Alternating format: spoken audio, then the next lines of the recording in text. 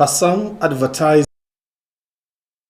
initiates strategic partnership with Alu Tvnigeria to expand advertising opportunities. Nurul Yaqin School for Islam Quranic graduation ceremony in Sokoto. As students and relatives, National Youth Council of Nigeria, Sokoto State Chapter, look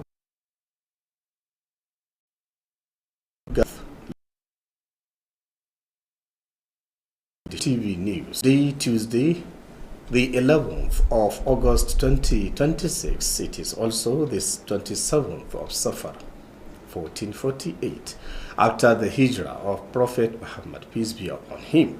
I am Hayatu Jibo Dallatu with the news.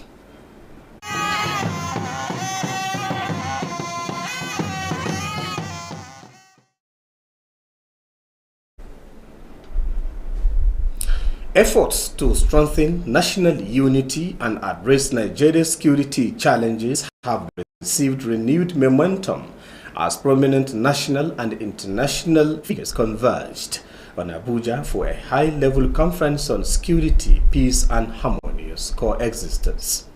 Among the dignitaries attending the two-day conference was Senator Aliyu Magatakar Dawamoko, who joined religious leaders, policymakers, traditional rulers, diplomats, and other stakeholders in deliberations on terrorism, banditry, kidnapping, extremism, and other threats to national peace and stability. The conference was organized by the Jama'atul Izalatul Bid'ah wa Iqamatus Sunnah Jibus Nigeria in collaboration with the Muslim World League of Saudi Arabia.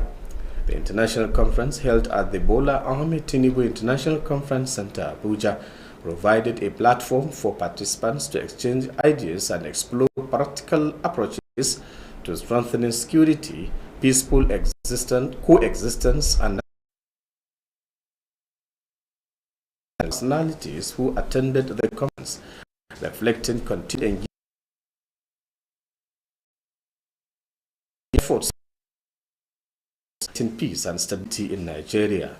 Discussions at the conference focused on kidnapping, banditry, terrorism, and violent extremism, as well as measures to strengthen community resilience and cooperation in tackling security threats. It included religious tolerance, peaceful coexistence, national development. The conference also featured the Secretary General of the Muslim World League, Sheikh Mohammed bin Abdul Karim Al Issa, who arrived in Abuja on Monday ahead of the international gathering. Sheikh Al Issa said his visit to Nigeria was centered on strengthening peace and harmonious coexistence among the country's diverse communities. He stressed that Nigeria occupies a strategic position in Africa, noting that peace and stability in the country will have a significant impact and beyond. The Muslim World League Secretary General also commended President peaceful relationship with Muslims and adherents of other faiths in Nigeria. Participants emphasized the importance of dialogue, religious tolerance, and collaboration among government institutions, religious organizations, traditional institutions, and communities in addressing security challenges. The two-day conference is expected to further strengthen partnerships among national and international stakeholders towards countering extremism, promoting tolerance, and building a more peaceful, secure, and united Nigeria. Governors Ahmed Ali of Sokoto, Professor Babagana Umara Zulumo Borno, Minister of Information and National Orientation Idris Malagi were among the important personalities attending the event. Passam Advertising and Media Limited has initiated a strategic partnership with Alu Tvnigeria aimed at expanding advertising opportunities and strengthening commercial engagement between the media, business, and other organizations. The proposed partnership is expected to provide business, corporate organizations, political stakeholders, and individuals with wider opportunities to promote their brands, products, services, and programs through Alu TV's broadcast platforms. Our correspondent Jamilu Musa Meshanu covered the courtesy call for Alu TV News and now reports. The engagement between Pasam Advertising and Media Limited and Alu TV Nigeria focus on developing mutual beneficial advertising and marketing opportunities capable of connecting businesses and organizations with wider audience.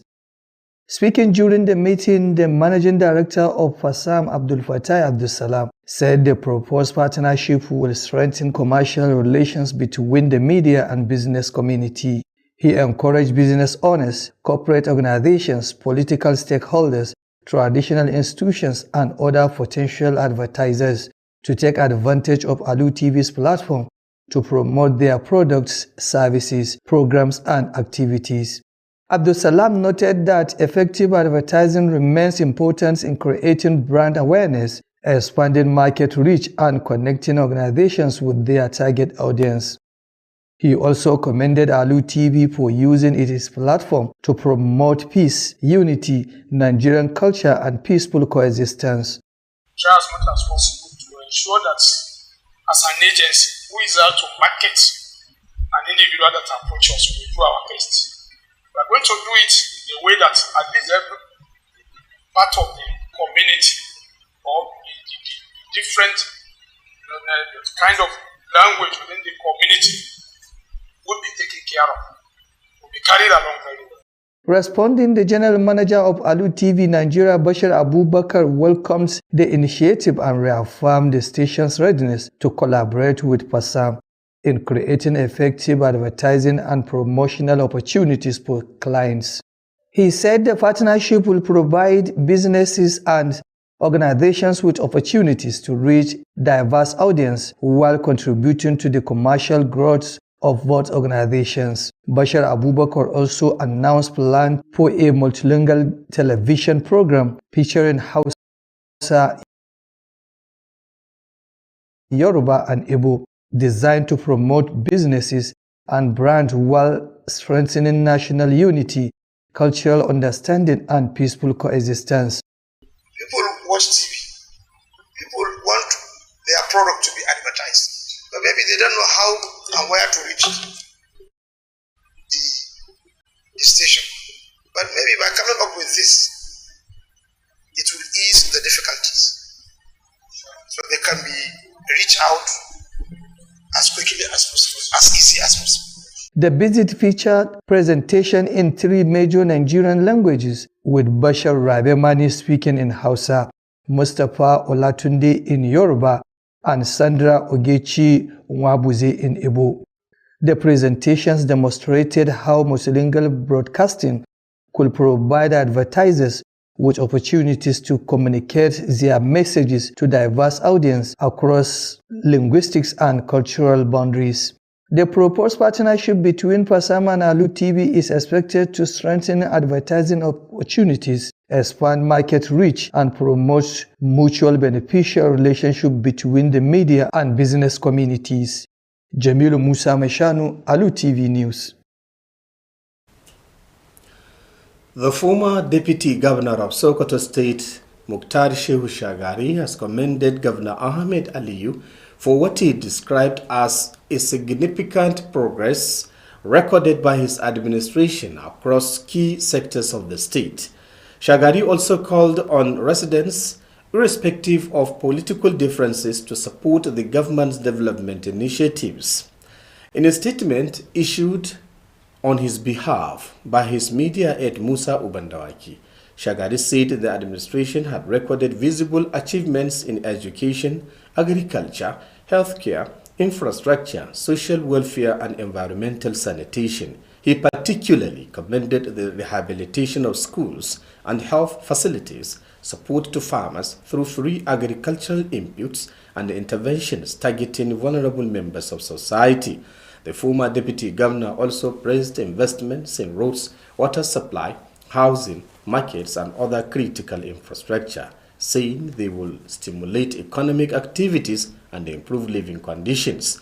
Shagari noted improvements in environmental sanitation within the Sokoto metropolis and urged residents to support government efforts by maintaining cleanliness and protecting public facilities. He said that sustainable development requires collective responsibility and called on the people to remain united in supporting initiatives that promote peace, economic growth, and improved living standards.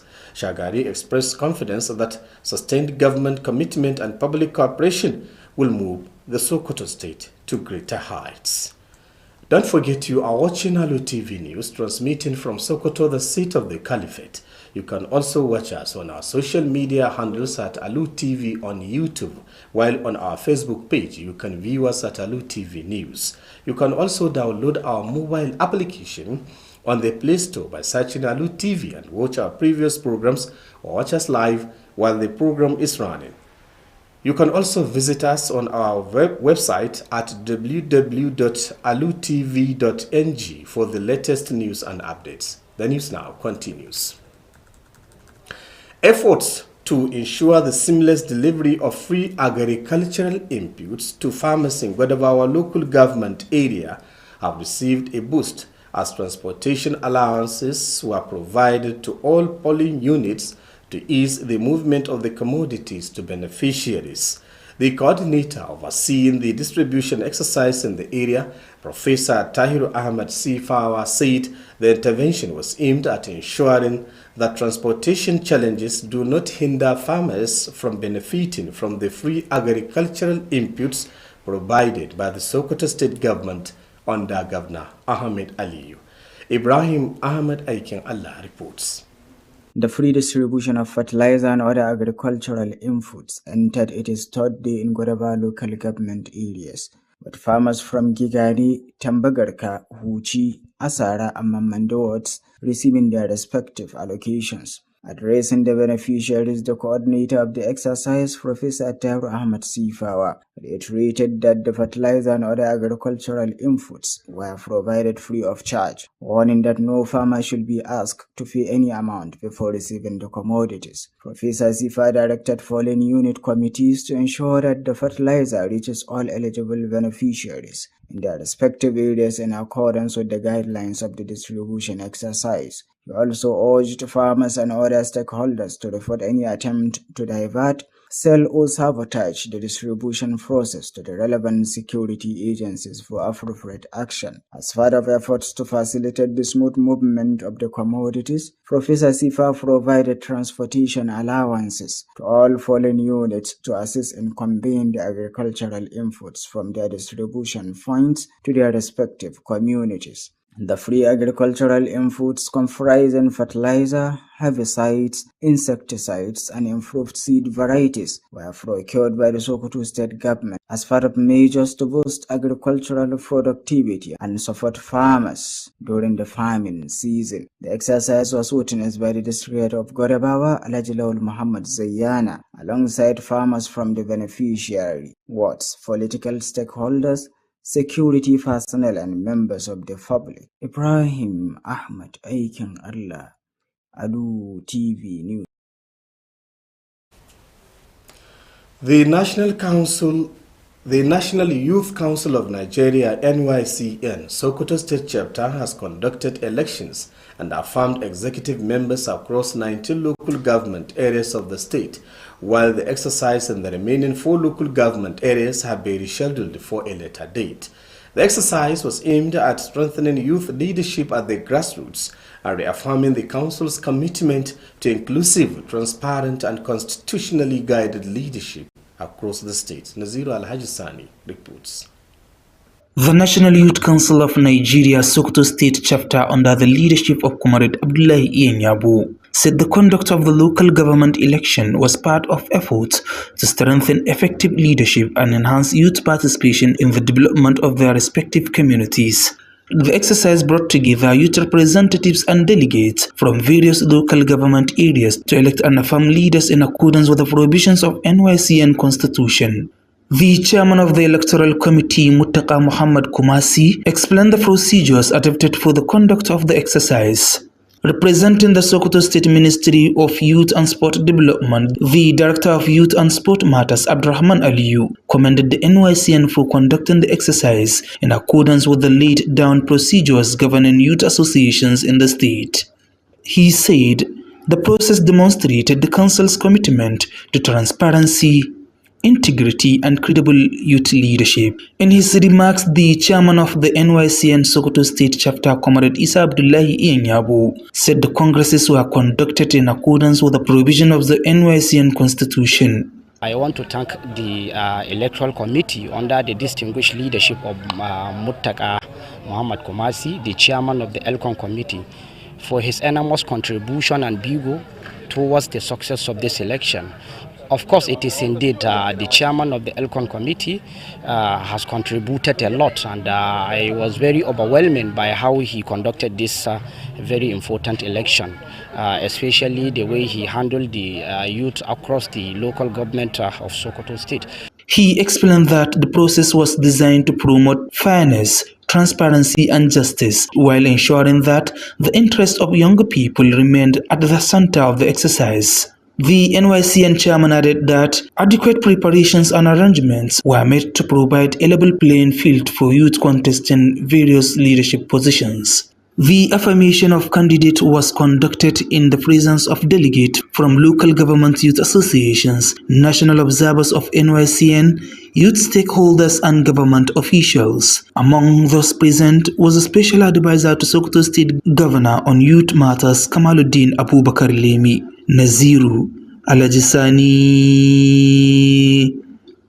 Alu TV News. Nurul Yaqeen School for Islamic and Arabic Studies Sokoto has organized a Khatmul Quran and Hifzul Quran graduation ceremony to celebrate students who successfully completed the recitation and memorization of the Holy Quran. The students also urged to uphold the moral values and teachings of Prophet Muhammad, peace be upon him, and apply the knowledge acquired to their daily lives. Amina Sangumi reports that the ceremony was held at Nakuwa International School, Ranger Sambo, Sokoto. Her report. Representing the Commissioner for Religious Affairs, Dr. Jabir Sani Maihula, Sheikh Manir Shehu congratulated the student on the successful completion and memorization of the Holy Quran. In his remarks, the head teacher of the school, Alhaji Aliyu Abubakar Shettima, said 56 students completed the recitation of the Holy Quran, while 2 successfully memorized the entire Quran. Alhaji Aliyu reiterated the school's commitment to providing quality Islamic and Arabic education to members of the Muslim Ummah. He urged the students to uphold the knowledge and moral values acquired and serve as good ambassadors of the school wherever they find themselves. I am delighted because some of them came here while they were still novice. Some of them don't know how to read, while some of them were even still defecating in their trousers. And alhamdulillah, it started from 1 word a day, 3 words a week, and gradually now one of them have memorized the whole Quran. Speaking on behalf of some of the award recipients recognized for their outstanding contributions, Alhaji Siraj Aliyu Gani Mainiu expressed appreciation for the recognition and encouraged the student to put the knowledge acquired into practice. The ceremony also featured Quranic recitation, poetry, and drama, including a presentation highlighting lessons from the hadith of Zar'in aimed at educating and enlightening the audience.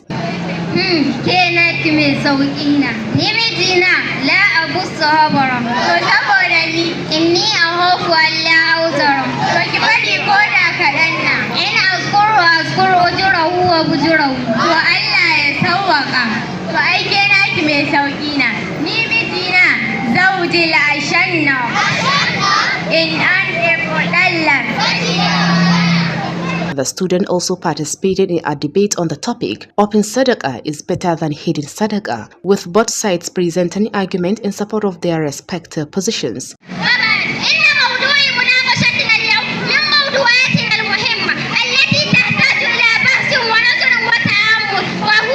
Some of the Quran memorizers expressed gratitude to Almighty Allah for enabling them to achieve the milestone and thanked their teachers and parents for their support. The ceremony concluded with the presentation of certificates and awards to the graduating students in recognition of their effort and achievements. Amina Hassan Gumi reporting for Alu TV News. Governor Ahmed Ali of Sokoto State has been commended for his administration's investment in the education sector, particularly the salary increase for primary school teachers aimed at motivating them to discharge their responsibilities effectively. Chairman of Sokoto South Local Government of Sokoto State, Ya'u Muhammad Danta, gave the commendation during the 54th graduation ceremony of Traki Model Primary School, Sokoto. Ibrahim Ahmad Aikin Allah reports. Speaking at the ceremony, the chairman of Sokoto South Local Government Area, Ya'u Muhammad Danta, represented by his vice chairman Faruku Garba Mabera, commended the teachers and management of Traki Model Primary School for their efforts in educating and preparing the pupils to become useful members of society. He also applauded Governor Ahmed Ali Sokoto for his administration's investment in education, particularly the salary increase for primary school teachers, which he said has boosted their morale and encouraged effective service delivery. Farooq Garba Mabir also pledged to support orphans in the school as part of the local government's effort to improve the welfare of vulnerable pupils. Also speaking, the member representing Sokoto South 2 constituency in the State House of Assembly, Ibrahim Kidado, described the talent displayed by the pupils as impressive and commended the teachers for their resilience and dedication. The performance of these pupils or children is so wonderful and is so overwhelming, because what I have seen here being displayed by these children is a testimony and assurance that the education or the teaching tactics of the teachers in the school and encouragement being given by the SBMC committee in the school is really yielding results and is working out. In her remarks, the headmistress of the school said Traki Model Primary School was established in 1962 and had produced many prominent personalities who had distinguished themselves within Sokoto State and beyond. She reaffirmed the school's commitment to providing quality education and instilling good moral values in its pupils. The highlight of the graduation ceremony included speeches and various presentations by the pupils, as well as the presentation of certificates and awards to pupils and members of staff. Ibrahim Ahmad Aikin Allah, Alu TV News. To end the news, the main points. We reported to you that Fasam Advertising and Media Limited initiated a strategic partnership with Alu TV Nigeria to expand advertising opportunities and strengthen engagement with the business community. We also brought you that Nurul Yaqeen School for Islamic and Arabic Studies has held a Quranic graduation ceremony in Sokoto as students urged to uphold Islamic teachings and moral values. We also told you that the National Youth Council of Nigeria, NYC, and Sokoto State Chapter has conducted elections and affirmed executives in 19 local government areas to strengthen grassroots youth leadership. That's all we have for you. On behalf of the news editor Bashar Abubakar and the news production team, I am Hayatu Jibudalatu saying bye-bye.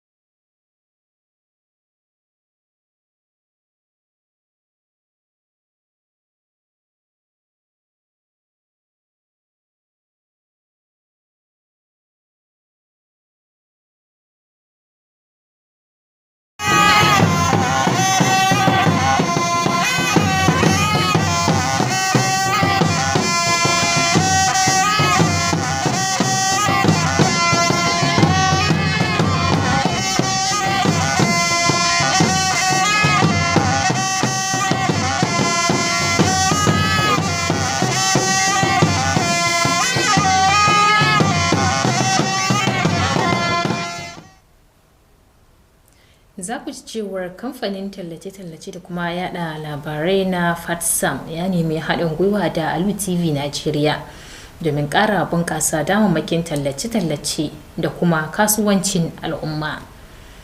Makarantar nazarin ilimin addinin Musulunci da harshen Larabci ta Nurul Yaqin ta gudanar da taron walimar saukar Alƙur'ani mai tsarki ga ɗalibanta, da aka buƙaci ɗaliban da su yi riko da koyarwa da kyawawan ɗabi'u na addinin Musulunci. Majalisar Matasan Najeriya reshen jihar Sokoto ta gudanar da zaɓukanta tare da tabbatar da membobin zartaswanta a ƙananan hukumomin jihar Sokoto, wato domin shugabancinta a matakin ƙasa. Assalamu alaikum jama'a, barka da wannan lokaci, barka da kasancewa da fassarar labaran Alu TV. A yau muna talata 11 ga watan Agustan shekara ta 2026 wanda ya muwafaka da 27 ga watan Safar shekara 1448 bayan hijirar fayyan halitta Nabi Muhammad sallallahu alaihi wasallam daga Makka zuwa Madina. Sunana Nafisa Kabiru Muhammad dauke da fassarar labaran.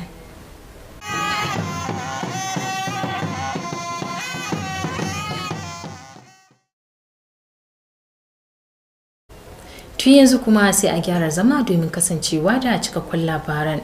A wani kokari na ƙara bunƙasa haɗin kan ƙasa da kuma daƙile ƙalubalen da ya addabi tsaron Najeriya. An gudanar da wani gagarumin taro na ƙasa da ƙasa da ya samu halartar al'ummomi da dama a birnin tarayya Abuja. Wato babban taron dai ya mayar da hankali ne kan tattaunawa kan batun tsaro da zaman lafiya da kuma kwanciyar hankali. Daga cikin manyan muhimman mutanen da suka halarci taron na kwana biyu akwai sanata Aliyu Magatakarda wa Makko, inda ya shiga jerin shugabannin addinin Musulunci da masu shata dokoki da sarakunan gargajiya da kuma masu diplomasiya da sauran muhimman masu ruwa da tsaki domin tattaunawa kan ta'addanci, miyagun ayyukan 'yan bindiga, garkuwa da mutane da sauran ayyukan laifi waɗanda ke barazana ga zaman lafiya da kwanciyar hankalin ƙasa. Taron da ya ƙungiyar Jama'at Izalatul Bid'a wa Iqamatus Sunna wato JIBIS a takaice Najeriya haɗin gwiwa da ƙungiyar ƙasashen musulunci ta duniya wato ta ƙasar Saudiya suka shirya wannan taron. Taron na ƙasa da ƙasa dai an gudanar da shi ne a ɗakin taro na ƙasa da ƙasa na shugaban ƙasa Bola Ahmed Tinubu a birnin tarayya Abuja, inda ya samar da dandali na tattaunawa ga mahalarta taron domin musayar ra'ayoyuka, kazalika da fito da hanyoyi da za su taimaka wajen inganta sha'anin tsaro, zaman lafiya da kwanciyar hankali da kuma haɗin kan ƙasa.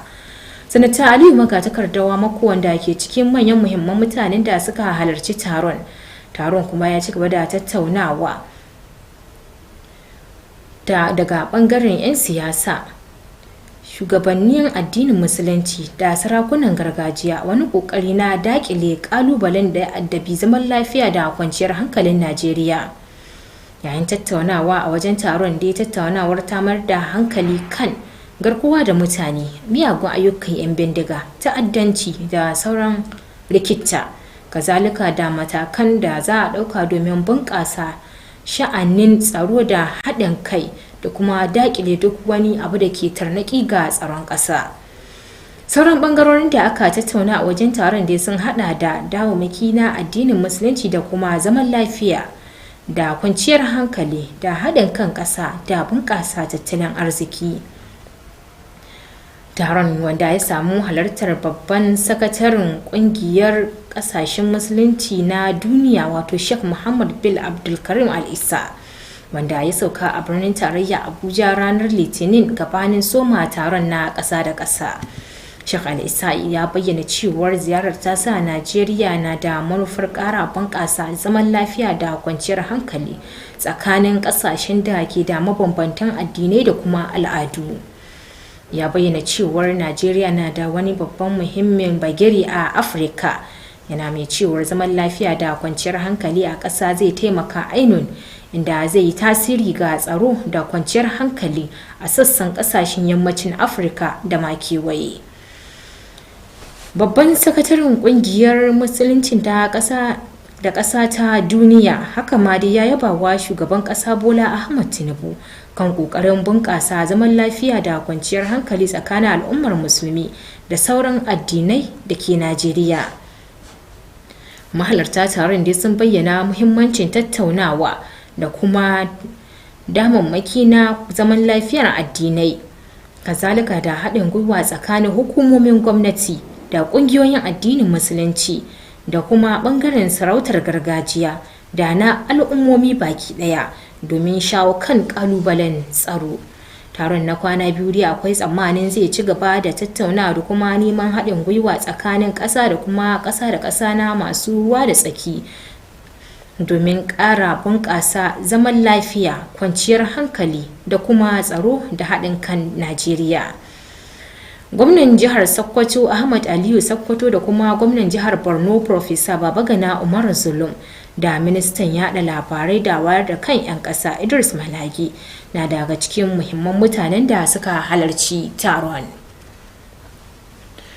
Tuwanan kuma kamfanin nan na tallace-tallace da kuma yada labarai na FATSA ya nemi haɗin gwiwa da Alu TV Nigeria da manufar ƙara bunƙasa samar da damammakin tallace-tallace da kuma samar da kasuwanci tsakanin kafafen yada labarai da sauran ƙungiyoyi.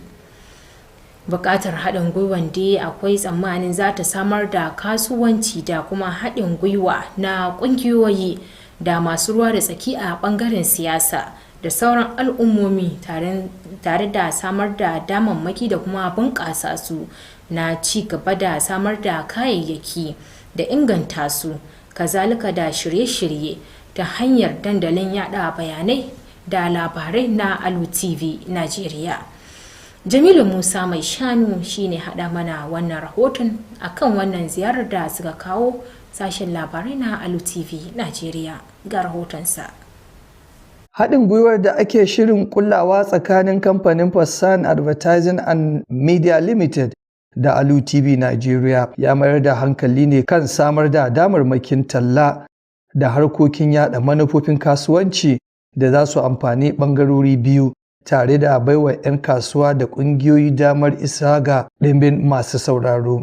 A yayin ganawar, manajan daraktan Fassan Abdulfatai Abdulsalam ya ce haɗin gwiwar da ake shirin kullawa zai ƙara ƙarfafa dangantakar kasuwanci tsakanin kafafen yaɗa labarai da 'yan kasuwa. Ya ƙarfafa 'yan kasuwa, kamfanoni, masu ruwa da tsaki a harkokin siyasa, hukumomin gargajiya da sauran masu sha'awar talla da su yi amfani da kafar talabijin ta Alu wajen tallata hajojinsu, ayyukansu, shirye-shiryensu da sauran harkokinsu. Abdulsalam ya ce ingantacciyar talla na da muhimmiyar rawa wajen wayar da kan jama'a game da alama ko kamfani, faɗaɗa kasuwancin kayayyaki da ayyuka, da kuma haɗa ƙungiyoyi da masu buƙatar abin da suke samarwa. Ya kuma yaba wa Alu TV bisa amfani da kafar tasu wajen yaɗa saƙonnin zaman lafiya, haɗin kan al'umma, al'adun Najeriya da kuma zaman tare a cikin lumana. Da yake mayar da martani, babban manajan Alu TV Nigeria Bashir Abubakar ya yi maraba da wannan shirin, tare da jaddada shirye-shiryen tashar na yin aiki tare da Fasam wajen samar da ingantattun hanyoyin talla da tallata harkokin kasuwanci ga abokan cinikinta. Ya ce haɗin gwiwar zai baiwa 'yan kasuwa da ƙungiyoyi damar isar da saƙonninsu ga ɗimbin masu sauraro daban-daban, tare da taimakawa wajen bunƙasa harkokin kasuwanci na ɓangarorin biyu. Bashir Abubakar ya kuma bayyana shirin ƙaddamar da wani shirin talabijin mai amfani da harsuna da dama, wanda zai ƙunshi harshen Hausa, Yarbanci da kuma Igbo, domin tallata harkokin kasuwancin da kamfanoni, tare da ƙarfafa haɗin kan ƙasa, fahimtar da juna tsakanin al'ummomi da zaman tare cikin lumana. A yayin ziyarar, an gudanar da jawabai cikin manyan harsunan Najeriya guda uku, inda Bashir Rabi Mani ya gabatar da nasa a cikin harshen Hausa, Mustapha Olatunde ya gabatar a cikin harshen Yarbanci, sai kuma Sandara Ogechi Nwabuze ta gabatar da nata a cikin harshen Igbo. Duk wanda ke son ya shiga cikin wannan shiri mai albarka ofishin Fatsam ko a zo wurin GM na Alu TV. Me magunu ụmụ ihe a na-ere ere ụdị ọbụla aka ọrụ gị ihe ọbụla ị chọrọ ime bịa na Fatsam anyị ga-enye gị. Ní ìlú Sokoto àti agbègbè rẹ̀ léyìí tó jẹ́ wípé a máa mú wá fún yín àwọn nǹkan ribiribi tíjọba ti ṣe lórí iná lórí ọ̀nà. Gabatarwar ta nuna yadda shirye-shiryen talabijin masu amfani da harsuna daban-daban za su iya samar da wasu talla da dama ta isar da saƙonni ga ɗimbin masu sauraro ba tare da la'akari da bambancin harshe da al'adu ba. Ana sa ran haɗin gwiwar da ake shirin kullawa tsakanin Fatsam da Alu TV zai ƙara faɗaɗa damammakin talla, bunƙasa kasuwanci tare da ƙarfafa dangantakar da za ta amfani kafafen yaɗa labarai da 'yan kasuwa. Ƙarshen rahoton kenan. Jamilu Musa Mai Shanu, labaran Alu TV. Tsohon mataimakin gwamnan jihar Sokoto Muktar Shehu Shagari ya yaba wa gwamnan jihar Sokoto Ahmad Aliyu kan abin da ya kira a matsayin gagarumin ci gaba da gwamnatinsa ta samu a manyan muhimman bangarori daban-daban na jihar Sokoto. Shagari ya kuma yi kira ga mazauna jihar Sokoto ba tare da la'akari da bambance-bambancen siyasa ba su marawa shirye-shiryen ci gaba na gwamnan jihar Sokoto ƙarƙashin jagorancin Ahmad Aliyu. A cikin wata sanarwa da hadiminsa a bangaren yada labarai wato Musa Obandawaki ya fitar, Shagari ya bayyana cewar gwamnatin Ahmad Aliyu ta samar da gagarumin ci gaba a bangaren ilimi, ayyukan gona, sha'anin kiwon lafiya, ababen more rayuwa, kyautata jin daɗin da walwalar al'umma da kuma tsaftar muhalli. Haka ma dai ya yaba wa gwamnatin bangaren farfadowa da kuma inganta sha'anin karatu na makarantun ne da kayayyakin kiwon lafiya da kuma tallafawa manoma ta hanyar basu kayayyakin aikin gona kyauta, kazalika da tallafawa marasa galihu a cikin al'umma. Tsohon mataimakin gwamnan haka ma dai ya yaba wa saka jari a bangaren samar da tituna da ruwan sha da gidaje da kuma kasuwanni da sauran ababen more rayuwa, yana cewar za su taimaka ainun bangaren ayyukan tattalin arziki da kuma inganta rayukan al'umma. Shagari ya kuma bayyana cewar ci gaban da aka samu a bangaren tsaftar muhalli a cikin birnin Sokoto yana mai ciko da shawartar mazauna jihar Sokoto da su marawa ƙoƙarin gwamnati baya ta hanyar ɗorewa da tsafta da kuma bayar da kariya ga kayayyaki da dukiyoyin gwamnati. Ya bayyana cewar aikin na ci gaba na buƙatar ɗorewa da kuma haɗin hannu domin ganin cewar an ɗore da shi da ci gabansa, tare da yin kira ga al'umma da su ci gaba da kasancewa cikin haɗin kai domin marawa ayyukan baya waɗanda ke da manufar bunƙasa zaman lafiya, kwanciyar hankali, ci gaban tattalin arziki da kuma inganta rayuwar al'umma. Shagari ya ci gaba da bayyana amanarsa na cewar ɗorewar ƙoƙarin gwamnati da kuma haɗin kan al'umma zai taimaka ainun wajen ciyar da jihar Sokoto gaba.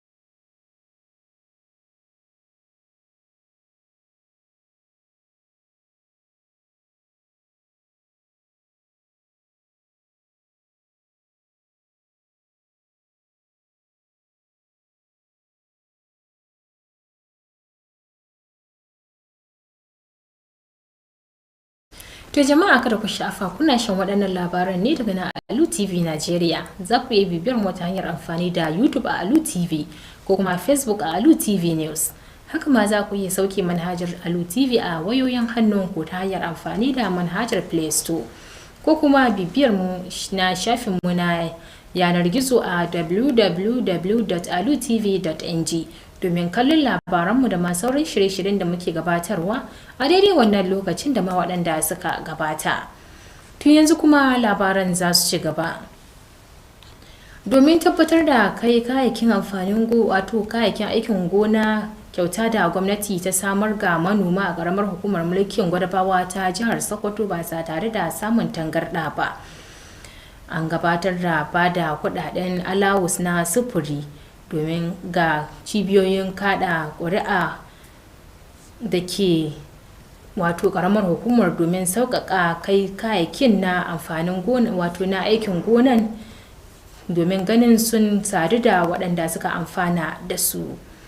Jami'in yanki mai kula da saka ido kan aikin rarraba kayayyakin a yankin Profesa Attahiru Ahmad Sifawa ya bayyana cewar wannan na da manufar tabbatar da sufurin kai kayayyakin ba tare da fuskantar wani kalubale ba wanda zai iya shafar manoma daga amfana da waɗannan kayayyakin aikin gonan kyauta da gwamnatin jihar Sokoto karkashin jagorancin Ahmad Aliyu Sokoto ta samar.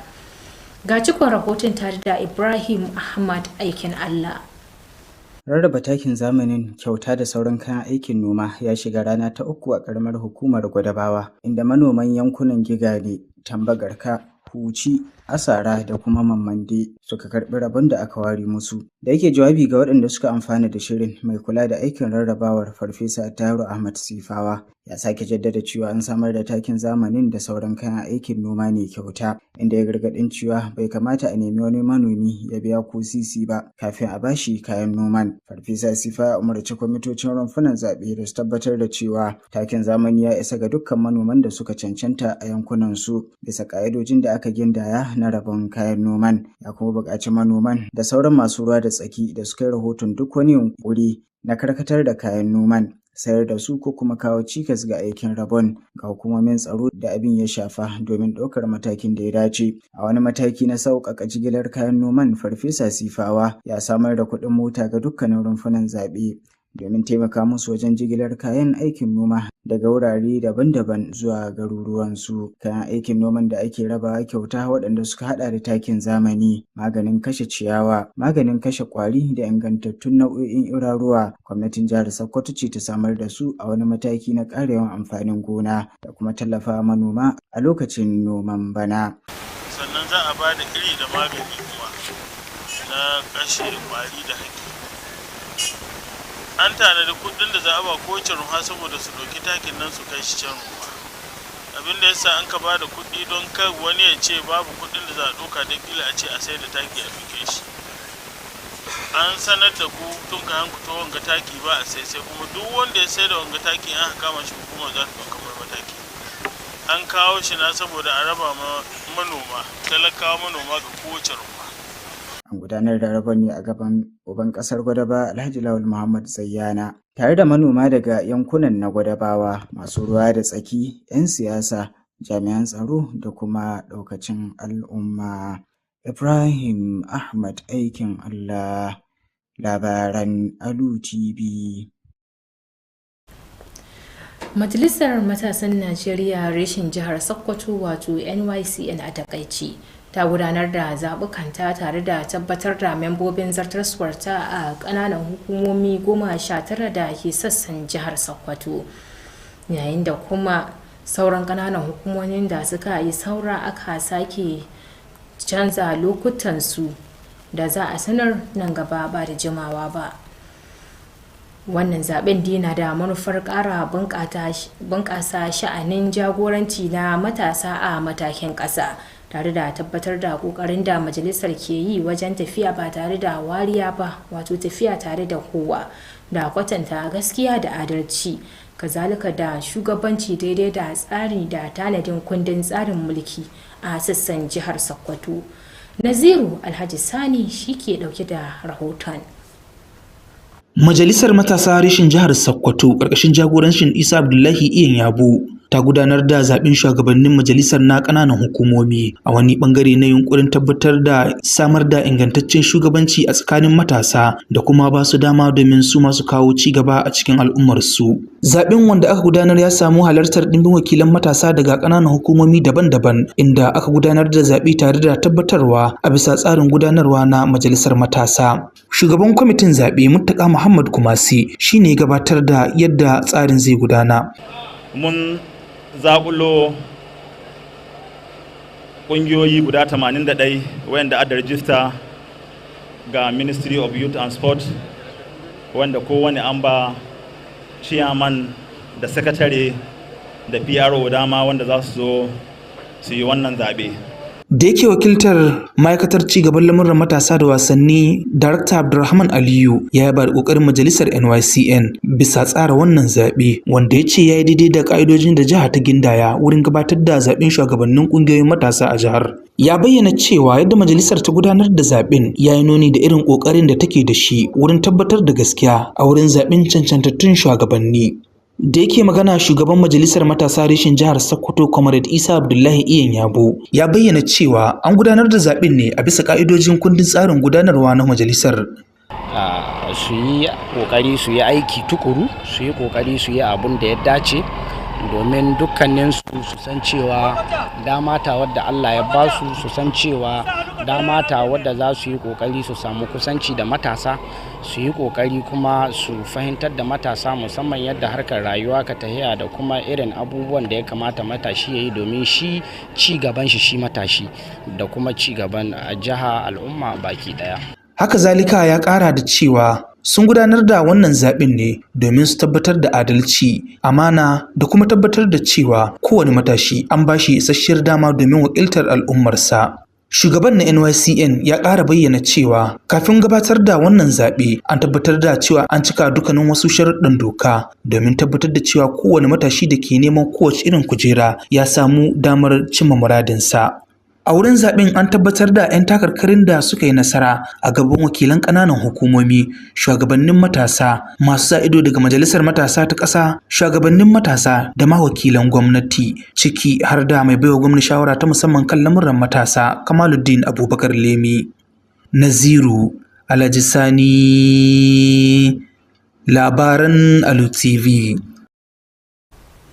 Makarantar koyar da ilimin addinin Islama da harshen Larabci ta Nurul Yaqin da ke cikin birnin Sokoto ta shirya taron walimar saukar Alƙur'ani mai girma, wato da Khatmul Qur'an da Hifzul Qur'an ga ɗaliban waɗanda suka samu nasarar sauki alƙur'ani, wato littafi mai tsarki Alƙur'ani kenan da kuma harrace shi. An dai shawarci ɗaliban da su yi riko da koyarwa da kuma kyawawan ɗabi'u na fiyayyen halitta na Muhammad sallallahu Alaihi wasallam tare da amfani da ilimin da suka koya domin ƙara inganta sha'anin rayuwa.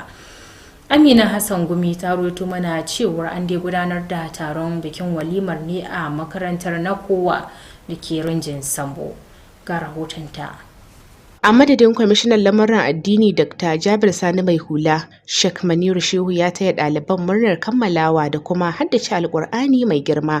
A cikin jawabinsa shugaban makarantar Alhaji Aliyu Abubakar Shittima ya bayyana cewa ɗalibai 56 sun kammala karatun Alƙur'ani mai girma, yayin da wasu biyu suka samu nasarar haddace Alƙur'ani gaba ɗaya. Alhaji Aliyu ya sake jaddada ƙudurin makarantar na samar da ingantaccen ilimin addinin Musulunci da harshen Larabci ga al'ummar musulmi. Ya kuma yi kira ga ɗaliban da su riƙe ilimi da kyawawan ɗabi'un da suka koya, tare da zama jakadu na gari na makarantar a duk inda suka sami kansu. Da ya nuna mana wannan ranar wasu mun fara da su tun suna koyon haruffa harafi daya a sati har suka kai harafi 3 sati, alhamdulillah har wasu sun sauke wasu kuma sun har da shi ina tunawa cikin su akwai wanda ko da aka kawo su nan haka shi ma suke a wando don karancin shekaru. Da yake magana a madadin wasu daga cikin waɗanda aka karrama da kyaututtuka bisa gagarumar gudunmawar da suke bayarwa, Alhaji Siraju Aliyu Gani Mainiho ya nuna godiyarsa bisa karramawar tare da ƙarfafawa ɗalibai da su yi amfani da ilimi da suka samu a rayuwarsu ta yau da kullum. Bikin ya kuma kunshi karatun Alƙur'ani, waƙoƙi da wasan kwaikwayo, ciki har da wani shiri da ya yi bayani kan darussan da ake iya koya daga hadisin Ummu Zar'in da nufin ilimantar da kuma wayar da kan mahalarta taron.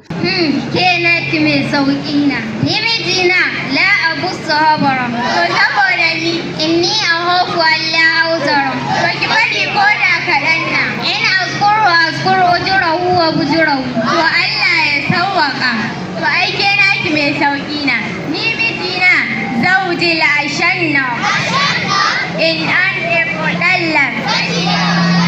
Haka kuma ɗaliban sun gudanar da muhawara kan batun sadakar da ake bayyana ta tafi sadakar da ake ɓoye ta, inda ɓangarori biyu suka gabatar da hujjoji masu ƙarfi.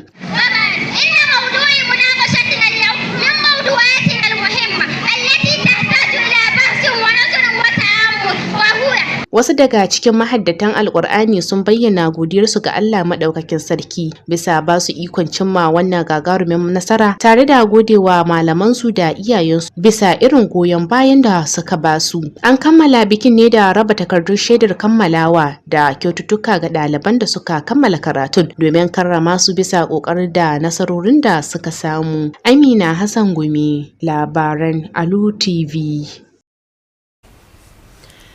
An yaba wa gwamnan jihar Sokoto Ahmad Aliyu kan kokarin da gwamnatin sa ke yi na saka jari a bangaren ilimi, musamman karin kudaden albashi na malaman makarantun ne firamare da ke da manufar kara musu kwarin gwiwa wajen sauke nauyin da ya rataya a wuyansu. Shugaban karamar hukumar mulkin Sokoto ta Kudu wato Ya'u Muhammad Danda shine wannan yabawar yayin taron wato yayi ɗalibai na makarantar firamare ta Turaki karo na 54 da aka gudanar a birnin Sokoto. Har wayo Ibrahim Ahmad Aikin Allah zai sake dawowa da ƙarshen wannan rahoton. Da yake jawabi a wajen bikin, shugaban karamar hukumar mulki ta Sokoto ta Kudu Ya'u Muhammad Danda, wanda mataimakinsa Faruku Garba Mabere ya wakilta, ya ba malamai da mahukuntan makarantar ta firamare ta Turaki Model akan kokarin da suke yi wajen koyar da ɗalibai tare da shirya su domin zama 'yan ƙasa masu amfani ga al'umma. Ya kuma yaba wa gwamnan jihar Sokoto Ahmad Aliyu Sokoto bisa zuba jari da gwamnatin sake yi a fannin ilimi, musamman ƙarin albashin malaman makarantun firamare, wanda ya ce ya ƙara musu ƙwarin gwiwa tare da inganta yadda suke gudanar da ayyukansu. Faruku Garba Mabere ya kuma yi alƙawarin tallafawa marayu da ke makarantar a matsayin wani ɓangare na ƙoƙarin ƙaramar hukumar na inganta jin daɗin ɗalibai da ke cikin yanayi na buƙata. Gaskiya ban samu buki wanda ya ƙawata suwa ba irin wannan bukin, kasancewa tun kamin mu zo mun ga tsarin zama da tsarin ɗalibai da tsarin malamai, kowa yana na cikin nashi activities daban-daban, kowa yana hidima irin da ya kamata, ya ga cewa bukin ya yi armashi kuma alhamdulillah. Shi ma da yake magana dan majalisar da ke wakiltar karamar hukumar Sokoto ta Kudu ta biyu a majalisar dokokin jihar Sokoto, Ibrahim Gidado, ya bayyana baiwar da ɗaliban suka nuna a matsayin abin burgewa, tare da yaba malamai bisa jajircewa da sadaukarwar da suka nuna wajen gudanar da aikinsu. Saba wuraren taruka da nake zuwa idan na ji korafe-korafe irin haka, cikin ɗan naukari da Allah ya ban, na shirya in Allah ya so ya yarda zan ba wannan kwamitin makaranta dama mu sa lokaci in zauna da su faɗa min tsare-tsare da gare su na marayu waɗanda ke karatu wannan makaranta, domin mu zaƙulo ɗaya ko biyu ko uku daga cikin marayu nan domin in tallafa musu akan wannan karatu, kasancewa suna marayu insha Allah. Ana ta jawabin shugabar makarantar ta bayyana cewa an kafa makarantar ta Turaki a shekarar 1962, ko makarantar ta samar da fitattun mutane da dama waɗanda suka yi fice a cikin jihar Sokoto da ma wajen jihar. Ta sake jaddada aniyar makarantar na ci gaba da samar da ingantaccen ilimi tare da tarbiyyantar da ɗalibai kan kyawawan ɗabi'u. Abubuwan da suka fi jan hankali a wajen bikin kammala karatun sun haɗa da jawabai da kuma gabatar da shirye-shirye daban-daban ga ɗaliban, haɗi da rabon takardun shaidar kammala karatu da kyaututtuka ga ɗalibai da suka cancanta da kuma wasu daga cikin ma'aikatan makarantar. Ibrahim Ahmad aikin Allah, labaran Alu TV. Turka iyakacin labaran kenan kafin mu yi sallama da ga maimaicin wasu daga muhimman kanunsu. Tun da farko kun ji cewar kamfanin tallace-tallace da yada labarai na Fatsam ya nemi haɗin gwiwa da Alu TV Najeriya domin ƙara bunƙasa damammaki na tallace-tallace da kuma kasuwancin al'umma. Haka ma kun ji cewar makarantar koyar da ilimin addinin Islama da harshen Larabci ta Nurul Yaqin ta gudanar da taron walimar saukar alkur'ani mai tsarki da kuma haddace shi ga ɗalibanta, inda aka shawarci ɗaliban da su yi riko da ilimin da suka koya da kuma koyarwa da kyawawan ɗabi'u na addinin musulunci. Na ƙarshe kun ji cewar Majalisar Matasan Najeriya reshen jihar Sokoto ta gudanar da zaɓukanta tare da tabbatar da membobin zartaswarta a ƙananan hukumomi 19 na sassan jihar Sokoto domin bunƙasa sha'anin shugabancin matasa a matakin ƙasa. Yanzu kam a madadin editan labaran Bashir Abubakar da dukkan waɗanda suka taimaka domin ganin labaran sun zo muku. Idan na fassara na karanto Nafisa Kabiru Muhammad nake cewa Assalamu alaikum wa rahmatullahi wa barakatuhu.